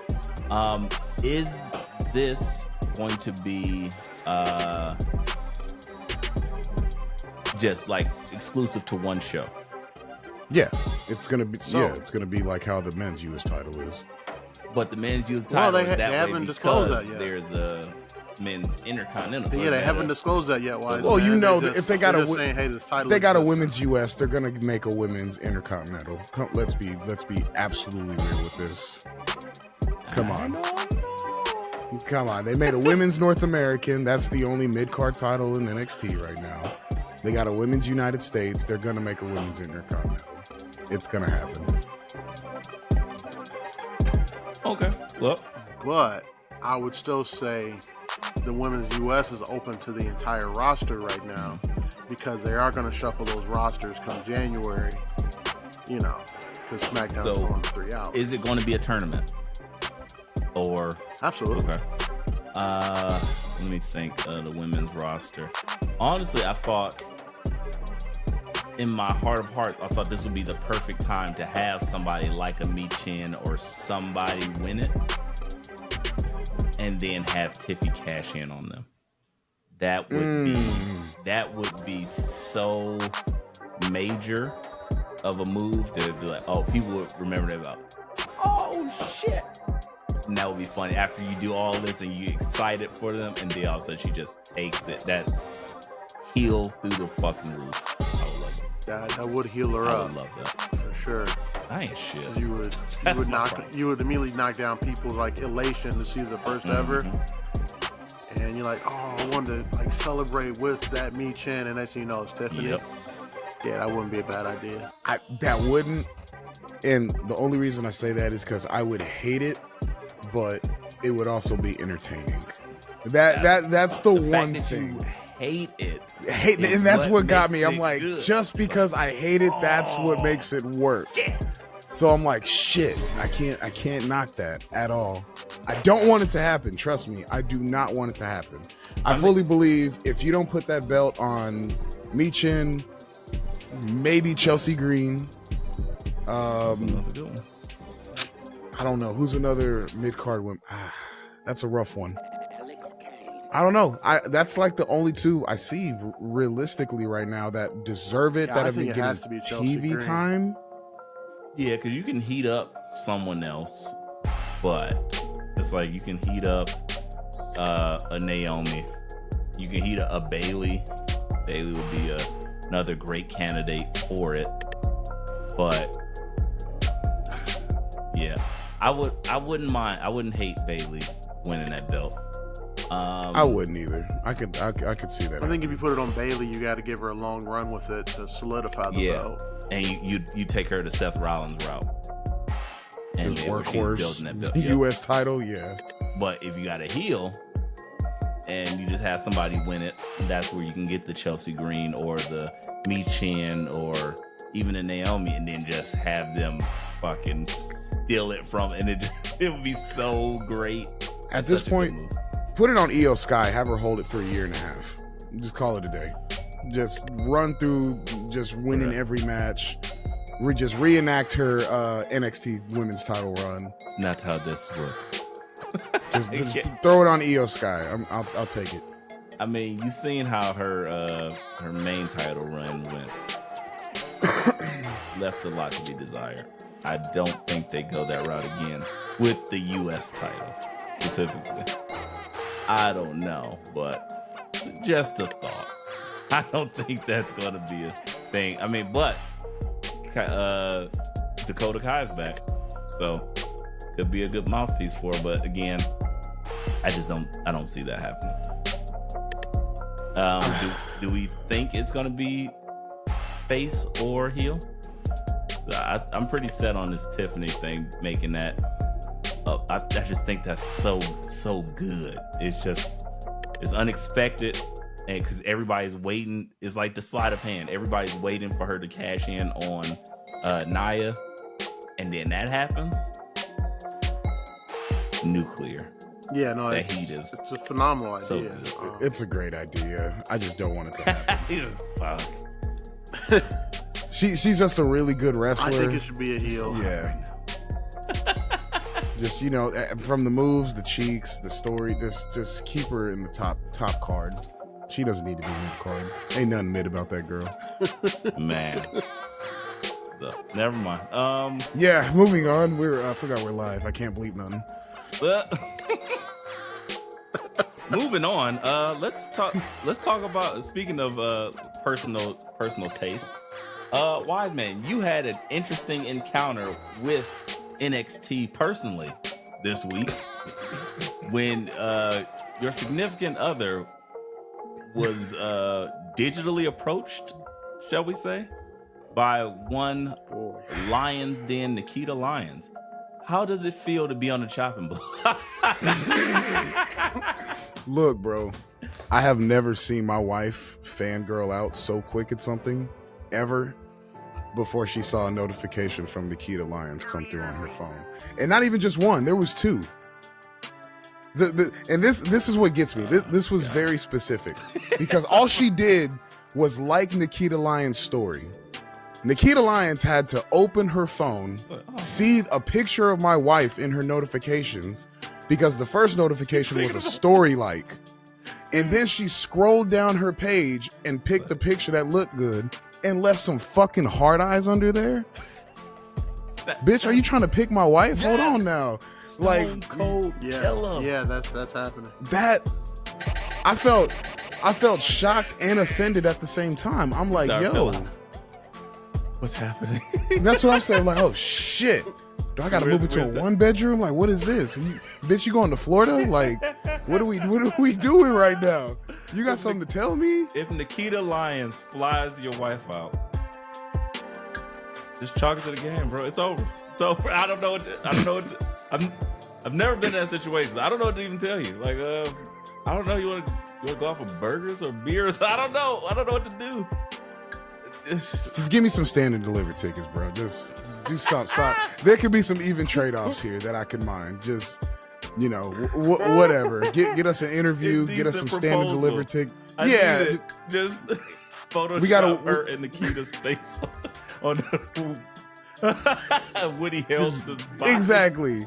Give me some tickets. Give me some interviews. Let me film it. Do whatever. I don't care. Just... Hey, I know who the Iron Survivor is. Me. Oh man. Well. Shout out Nikita Lyons. Shout out, because she is a certified sniper with that move. She went back like, let me go back a couple months and then like this. let her know I was looking through the whole profile. The sickest. Yeah. Oh man, I love it. Love wins. I don't know. But NXT, unlike this conversation, never disappoints. It's incredible. Never lost. This week we had Iron Survivor qualifier matches because we are, yes, folks, we're getting around to that time. Not yet, but we are almost there to the trilogy. This is an annual thing. We have 2 prior episodes about the legend of the Iron Survivor. The third one is coming up. I love this time of year. I love that cover art. We will pay homage to that every time. Like, it's like a Jason or Michael Myers franchise. We just keep evolving the cover art every year for this Iron Survivor. We just keep doing it. At one point, it's gonna be... We might have to get like the cover art for the actual movie of Legend of the Hidden Temple for this year. Oh, yeah. Things will be done. What do you guys think Kurt Fogg is doing? You think he would make an appearance on the pod? I've seen him somewhere. He was doing something recently. I don't know if it was in a sketch or a skit or something, but I don't know. Dub, BA, look it up, make it happen. Kurt, you like graps? Make it happen. But yes, we have the Iron Survivor qualifier matches that we had this week. We had some Adonisly speaking going on this week. We had I would say maybe a interesting blow off this week. And then we had just the ladies giving it up one more time again this week. So I don't know. What do y'all want to talk about, or where do y'all want to go with this? What's the interesting blow off? I'm interested in that one too. Yeah, what was that? Of course, you guys would. Well, after Nikita got off the phone with your girl, she went to the ring. She said, "Look, it's about me." She was like, "Look, when I'm done with Rizzo, I'll hit you up." And you was like, "Wait, what? What are you doing? Put your phone down." And she just smiled in the corner like, "Nothing. Gonna cook some dinner." Nikita Lyons and Adriana Rizzo had a match, and Nikita Lyons won, and like it's over. And then Rizzo pulled out a crowbar doing her best. I forgot her name. Damn, I think her name might be Adriana too, from Penguin Gigante or Falcone impression, and hit her with a crowbar and said, "Now it's over." So I think they're done feuding with each other, but she had to take a crowbar to the back for it to happen that way. That's why I said hold on. You can't hit somebody with a crowbar and then say, "Hey, this is over." No. Nikita Lyons said this is over, and then while she was like roaring and celebrating, Rizzo came and said, "Oh, I didn't win, but I'm gonna win." And she hit her in the back, in the spine with a crowbar, and said, "Now it's over." No, that ain't over. That's what I'm saying. Like, it's definitely not over. That's not over. You hit a nigga with a crowbar? No. I mean, it's just the way. This is now. E-Ray, you and somebody else been beefing for months, and he comes and hits your ass with a crowbar. You think it's over? After I knocked him out and went to celebrate. Yes, you knocked him out and went to celebrate. He got back up and beat your spine in with a crowbar. It's over after that? Wait, not beat my spine. Somebody got his lick back. Got his lick back. You done after that? It might be. Because I won. I got nothing to prove. I gave you hands. And then you had to hit me with a weapon, like, to make yourself feel good, pride-wise. So I'm like, okay, you can go tell people that story, but I'm going to tell people the whole story, and it'll be funny. But I won. Maybe that's just me. I was like, I got much to prove at that point. Like, I beat you. Hands. You lost. I got to break your kneecaps after that, but I digress. Yeah, no, I got to kill you. Like, you brought a crowbar into the situation. You must think that, oh, I'm not going to kill you if you hit me with a crowbar. I can't let you go on in life thinking that. See, my thought process is just like, you got to go meet St. Peter. You can't beat me with, like, you couldn't beat me. You had to introduce something to, like, level the playing field, because my hands are equal to a crowbar. So that just makes me feel even better. I get what you're saying. I don't know. I never told this story on the podcast, but once upon a time, very, very long ago, I ran into some trouble with some miscreants, let's call them. And outside of a club, these miscreants, just up to no good. They must have walked all the way from West Philadelphia after they went and had some bullshit that they were going on. And I'm doing nothing. This is back in the day, so I'm shining. I got my chain on. I got my cell phone clipped to my pocket. I had a airbrush shirt. This sounds like an 80s movie. This sounds like I was in Paid in Full. It wasn't that long, but again, it was long ago. As I'm sitting here politicking with some young lady, dude just steals off on me for no reason at all.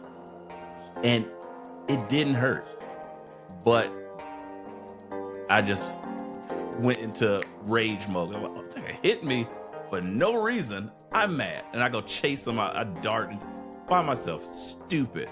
Probably something I would never do in, like, conscious mind, but when I blacked out. Chase this guy, catch him. He runs around the car.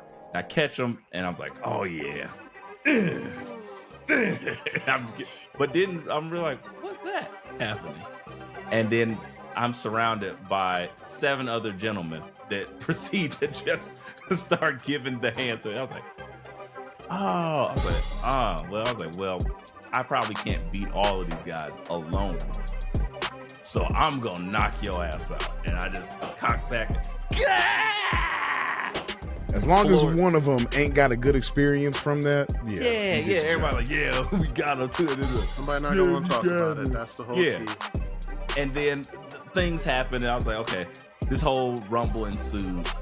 And then afterwards, I lost the phone clip. Of course, the phone popped off the clip, stupid ass clip from early 2000s. And they pulled my shirt over my head. My shirt's all messed up. I'm like, oh man, my shirt messed up. This is a cool airbrush shirt. Chain probably broke. And then I feel as I'm walking back into the club area, people looking at me. I ain't got no shirt on. I'm like in my, I would say probably my peak of youth, about to get big and muscly. I was like, oh, I feel like Martin Lawrence. Everybody knows the Martin that I'm talking about in the Martin show where he just fought Tommy Hearns. I'm like, oh, I feel like my face is like on 1,000. So I'm walking in the club, people looking at me like, oh yeah. I was like, damn, I must look crazy. And I go walk into the club bathroom and I look at myself and I was like, I look normal. I was like, what the fuck is happening? As the adrenaline just like circulating through my body. I have like a trickle of blood on my nose and like a scratch on my like eyebrow. I was like, it was 8 niggas and that's all y'all got done? It's like, I'm incredible! I'm unstoppable. Somebody could have stabbed the shit out of me. I'm happy they didn't have a crowbar because I might have been done. I won't say there wasn't a Tim print on my back. I'm sure it was. Because it was like, oh yeah, we just gonna stomp him out. And I was like, I could just stand up. I am 6'2". But again, fascinating situation. If I beat you with my hands, or you don't severely cripple me with yours, I won. So I was like, well, life goes on. Yeah, no. To me, if you brought the crowbar in, the crowbar is a sign of disrespect, and disrespect will not be tolerated. Yeah, PEMDAS, I gotta cancel your shit out, so I'm gonna go grab another crowbar or a bat or something. Y'all got a crowbar. See, this is why I understand from the resident YN, but Dub, you shouldn't be thinking like this. This is why. Remember like Pops? No. The older you get, less disrespect should be tolerated. No. At least you get to walk away. Nope. You just like, nope. I'm too old to tolerate disrespect now. Nah. At some point, you gotta, as a young nigga, you need to walk away so you can grow old. Once you old, nah, you don't tolerate. They young. They don't know what they got to live for. You gotta let these young niggas they know. Risk it all, but sometimes you gotta pop up and show niggas. See, and that's the disadvantage of being young, because you ain't had to put on enough t-shirts with another nigga's face on it that fucked around and found out how to get put on a t-shirt. So when you don't have that experience, they don't know to walk away. But when you grow up and you like, oh, fuck. They think life is forever. They don't have even the thought process that this could end. They're just like whatever. That. And see, and exactly. And as an old nigga, it's my job to teach these young niggas that you can end up on a t-shirt for disrespecting a nigga like me. Well, there you have it. If you ever wondered who you should trifle with and who you shouldn't on this podcast, if you choose door number 1, you're probably gonna get beat up. But you can bring a crowbar and maybe level the playing field. You enter door number 2, you're probably going to get crowbarred back. And then y'all gonna go into this bloodlust and it's gonna turn into some type of YN King Von type of crazy situation. Or if you enter door number 3, you get shot before you even get into it. So pick your poisons. You get shot through the peephole. You can sense the disrespect on the other side. Disrespect will not be tolerated. What's that smell? It smells like disrespect. And that's it. But I guess, much like this, that's how that match ended. So we will see. We got to give it 2 weeks to see if it truly got to where we think it's going.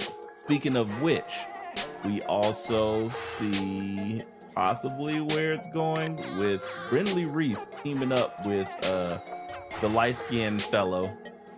I don't have a name for him. He's light-skinned Steve.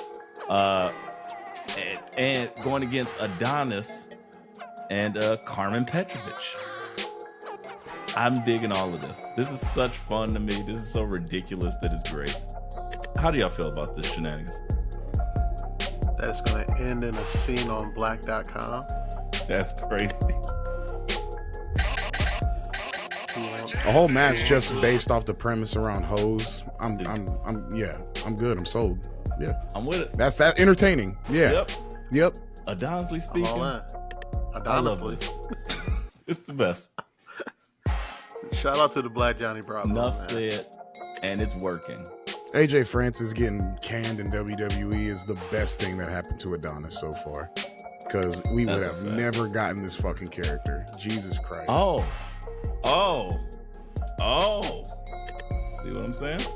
What? All comes full circle. Look. You would have never seen it. In full faith, everybody out of Hit Row is flourishing in different areas. Yep. Okay. But just saying, you would have never got to see it if something didn't change. That's it. That's all I'm saying. I'll give you that. I give you that. That's all I'm saying. Outside of that, Iron Survivor qualifiers thus far. Wes, the hater. Wes Lee might be up there too. He got some haters. Wes Lee's up there. He been big hating. He beat the hell out of his former brothers. Don't forget that. And he been on the hate tour ever since. So we got Wesley and Javon Evans so far, right? Wesley so far, and Javon Evans. Javon Evans, the young OG. E-Ray, please tell me why you're putting Josh Briggs in this match. I don't want to speculate yet. I don't want to speculate the next Iron Survivor. We can do that next week. I just want to talk about the other, like, that was. So we got those. I'm okay with that. I don't want it to be Josh Briggs. I don't want it to be Jensen. I don't want it to be neither one of them. Keep them away from my Iron Survivor. We got too many other people. We haven't seen Obafemi yet. Like I said it. Could happen. Just saying. But you heard how I booked it out. I think he gonna run the table. I don't want that, but I think it will be fun. But Young OG, Wesley, probably Ethan Page. Then who we got? Get ready for Joe Hendry to pop up again. I'm not mad at that either. I'm not mad at that. That's probably two people. That's probably two people that'll. Joe Hendry will probably be in the men's. Jordan Grace will probably be in the women's. I can completely see that happening. I like both of those because they're both on their way to putting NXT. Nikita in the women's. Absolutely. Yeah, I would do it at least. Jada Parker too. For the women and Lola Vice. I wouldn't put Lola. Maybe Jada. Maybe. Yeah, I think I was gonna say flip that around, but I think Lola was in the other one. She was. So yeah, I think Jada would be a good addition this year. It just gives her some more spots, some more time. Clearly, she's over. I'm waiting for you to fight me on this. Now, what makes her over? She had the greatest match. Now, there's multiple assets that make her over, so I'm not gonna argue about World Star. Right. Promos out of this world. A1, great. Slapped the taste out of somebody's mouth. She just said, believable. She said, you are trying my patience. So much so, now I'm gonna turn you into one. And I said, oh my God. He just smoked that. Bars. Fucking bars. She hit a bitch in the face with a brick. You want to talk about, is that over? Is that over? She's put it over your head. Yeah, that's over. That's definitely over. Brick. Exploded a brick in the whole face. She sat next to Roxanne, looked her in the face, and said, "I'm gonna slap the taste out your mouth." And before Roxanne could get out the words, "I'd like to see you try," Wow. she did it. And then walked off yelling at some other chick. Didn't even acknowledge her, like, you're nothing. So far this week, we got Sol Ruka qualifying. Yep. Over Cora and the Jades. How do you feel about that, Dub? Devastated, right? That was like your Cinderella team. I like Sol Ruka, man. Soul snatcher. I do. You know? So fucking snatch. Big fan. Big fan. I mean, I kind of hate that they kind of gave away that Stephanie and Julie are going to be in this match after their tag match. They're like, "Whoa, sorry, Survivor time. Are you guys ready for each other? See you in Minneapolis." Whichever one of them had, better English at the time. I mean, you kind of knew it was going to happen because they're not. If they're booked to fight somebody else individually, they're going to win those matches, and you wouldn't dare book them to fight themselves to qualify. Exactly. That'd be stupid. Which would have been great though. Because that would would be like, oh, the suspense, and then somebody interferes, and it's like both of you get or do some stupid double pin, whatever. You both qualify. I just like the fact that they would set it up that way to be like, oh shit, so who is gonna win? And then I was all right, cool, you got me. Yeah, I would have done something like had them go against each other, and then Roxanne and Cora jump both of them. So then Ava's like, "Cora, you're out," and now these two get both those spots. Yep. Instead of having Cora take an L to Sol Ruka. That could have worked. Oh no, I would have still had her. I would have had Sol Ruka beat like JC Jane or something. That's too believable though. Fatal Infection is so hot right now. They're killing it.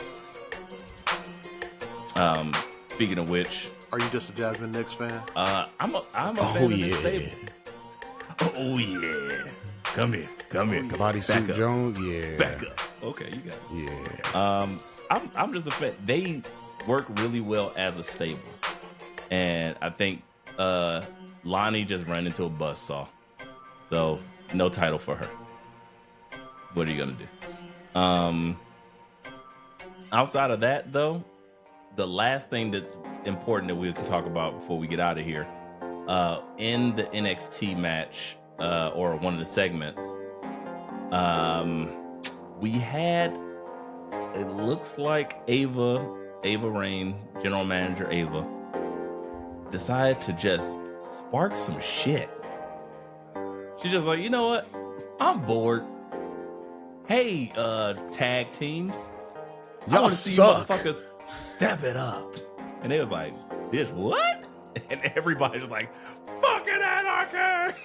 And then everybody lost their minds. Jada Parker's underlings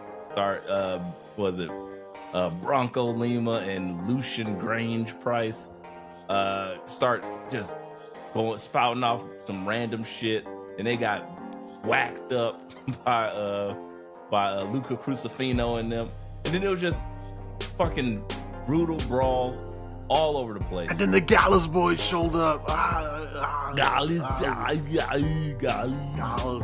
Yeah, sure. Gallus boys. That happened. Yeah. Tank and Tank. Power and Glory. I was happy. Yeah. Worked for me. I was Oh, like, damn it, NXT is so damn good. Made me happy. Tag team gauntlet match? I'll say, wise man, why is this going to be a banger? Because we're gonna get the reunion of Briggs and Jensen. You saw how Briggs walked away out that room. Yep, with the LLC's getting back together. They putting the hard hats back on and they getting out in that work field. Briggs and Jensen Construction is coming back. They put back in the Articles of But how Incorporation. if he's going after the North American title? Because he's gonna lose. He ain't winning that belt. Yeah, but I mean, don't you gotta like be in a qualifier? They ain't gonna just keep beefing for two more weeks. Like just mad. Did tag somebody teams. say You know Sean what? Spears is mid? Man, That's Mid-American. uttered every it's almost week like on I've this been pod. saying that for 3 years. That's only because you coveting that man's wife. Leave her. My You pulling reasoning Nikita Who's his has Lyons. wife? nothing to do with the fact that I'm You right. pulling Nikita Lyons, just What? shooting hard eyes under shit. Like, hey, back up. The chairman is speaking. Again, E-Ray, my reasoning has nothing to do with the fact that I'm right. Sean, see? Dub, You know, Nikita. You see how it's all flowing together. are you doing the math and the Lions, science? Nikita Lions, Dub B Lion. It all makes sense. do the math. You ain't here. It's my calculated. brother. You ain't. Yeah. Yeah. I'm not trying to do the math. I'm just trying to get some chemistry going. You feel me? Oh, this guy. Study some anatomy. With This who? guy. You feel me? Who was his wife, Dub? Sean asked you a question. You mean Hmm? Cassie Lee, aka the former Peyton Royce? Really? I didn't know that. Dub knew it. Yeah, I for a mean, long- Dub know everybody's spend wife. enough time around a loser, they don't look like a loser anymore. And that's what happened. Dub got a whole Rolodex of just niggas' Niggas' wives. wives. Just in case. You know, y'all get in a fight, need a shoulder to cry on. All right, somebody Yeah, hit your man in the back with a crowbar. Yeah. What Yeah, I is- got you. I'll take care of you. Come here. I got you. Come out these I streets mean, for I just a whole was night. messing I'll with that get you chick an in an Uber in the open marriage morning. for a little while. That's crazy. Her husband was a very powerful member of the Toledo community. And by powerful member, he What's means gang member. And Homewrecker, Dub. by open marriage, he means it was a cul-de-sac. It was open on her end, not his. right. Her legs were open. A half open marriage. Ain't no such that don't thing as sound like a halfway me marriage. Yeah, we Mob Deep I'm about over to here. say, down, down, Ain't no shook ones over here. Hey, y'all ever seen that movie, The Ladies Man? I'm gonna edit Dub's face over that. The Ladies Man. If you've never seen that movie, for anybody listening, go watch that shit. It is fucking hilarious. All the ladies, meet me at the Nacho Car. Oh man, that's great. I think that's it, guys. I think that is all we have for you this evening. We hope you enjoyed. Yeah, let's just send them out of here calling me a murderer and a home wrecker. Oh, facts. That's why you love Liv Morgan so much. What do you Exactly. mean? Wreck homes, cause violence, like twinsies.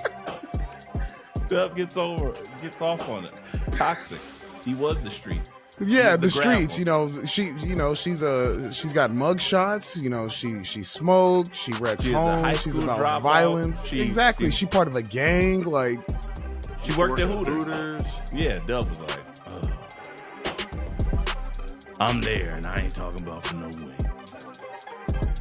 Well, that's grade A, whatever Dubs. cum laude of Dub's graduating class. Like that is I have top something to notch. say. I won't even do it. But I will let my man, the red one, if you will, the final one. Shit's gonna bomb. Oh, y'all get ready for that title run. Yeah, we'll talk about that He gonna sooner, have both them sooner belts. than later, but not this episode. Guys, we appreciate you so much for listening to us and our shenanigans. Please stay tuned for more Embrace the Turn Up coming back very soon. When you get a chance, go listen to BA and the Wise Man. Follow us on Instagram and the Twitter. I believe it's Let Me Book Pod, at Let Me Book Pod. Check that shit out. Merch is all over the place. LetMeBookPod.com/shop. Television, t-shirts. We got some more designs coming soon for the holiday season. Maybe make some red one shirts. Get sued in this bitch. Yeah. Cease and desist. Yeah. But So we already got kicked off of YouTube once. hey, They got us quick. All right. never mind. Guys, this has been another episode of We're Let Me live. Book the Territory. Go ahead and do your thing, Mr. Red 2. What can I say except you're welcome? and we are out of here. See you next week.